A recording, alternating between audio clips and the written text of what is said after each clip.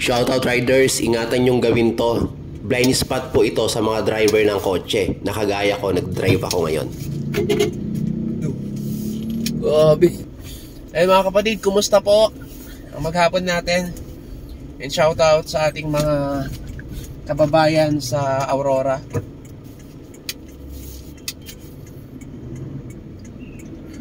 Na sana maging maging malakas.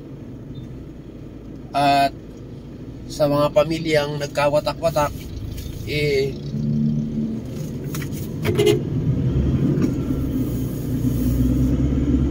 sana mag-unite na tayo.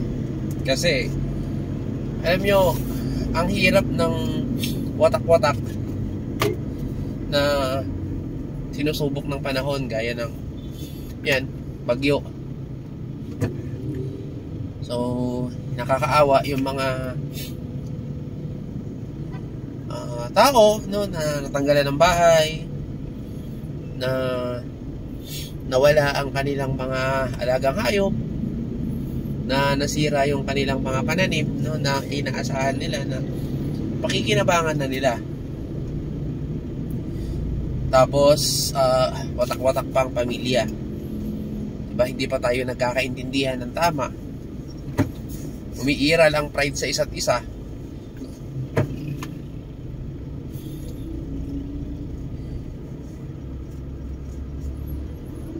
Tigilan na natin yung mga yun, mga kapatid. Sakit na sa ulo.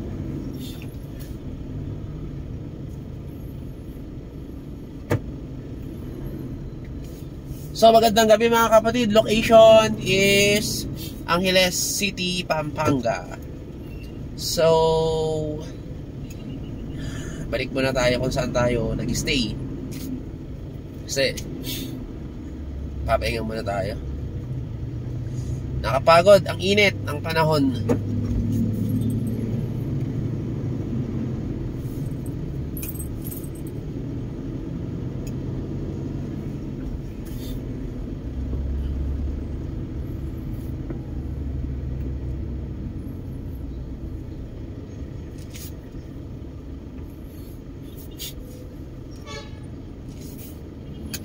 Okay, tawid na mga kapatid.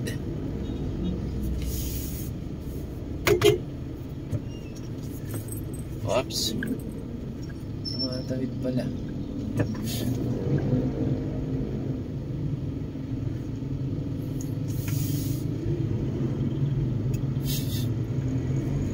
Alam nyo, pagbibigayan lang naman ang kailangan sa kalsada.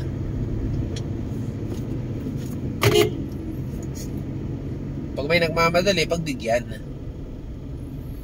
Para pagbigyan ka rin pag ikaw nagmamadali. At of course, iwasan nating magmadali.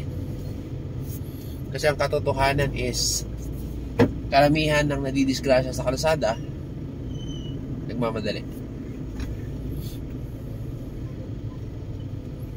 Kasi pag nagmamadali ka, of course, mabilis yung takbo mo. Pag mabilis yung takbo mo, most likely pag nagpreno ka, hindi na gaanong tumitigil ka agad.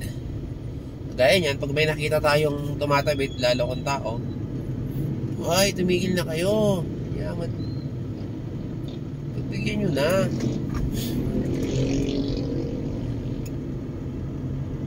Ito ang mahirap sa probinsya eh. Pedestrian lane na nga lang, nakakatakot pang tumawid. Kasi sa mangilang-ngilang ganyan. Actually, hindi mangilan-ngilan, madami. Madami ang driver na no respect at all sa ating pedestrian lane. Nakakala mo nagkalisensya lang, pagmamay-ari na nila kalsada.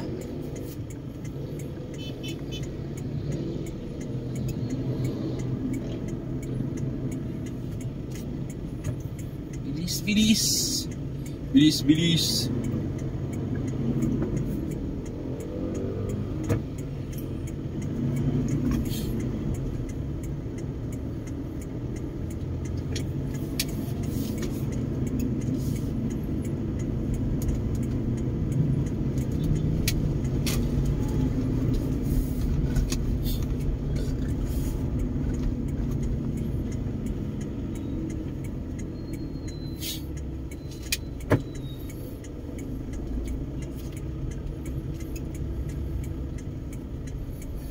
Dahan-dahan lang.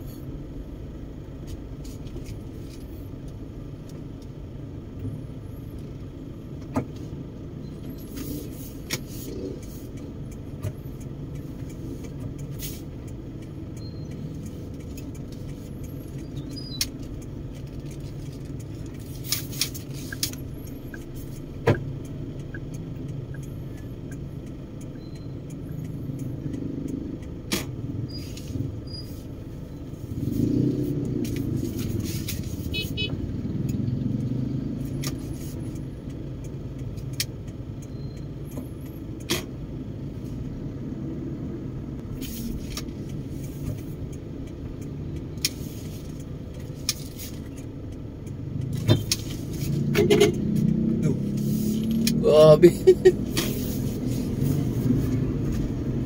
Nakasignal ka na nga. Nakapasok ka na kung saan ka liliko. May mga tumatawid pa ring motor. Wow! Pag nabangga mo, sakit sa ulo.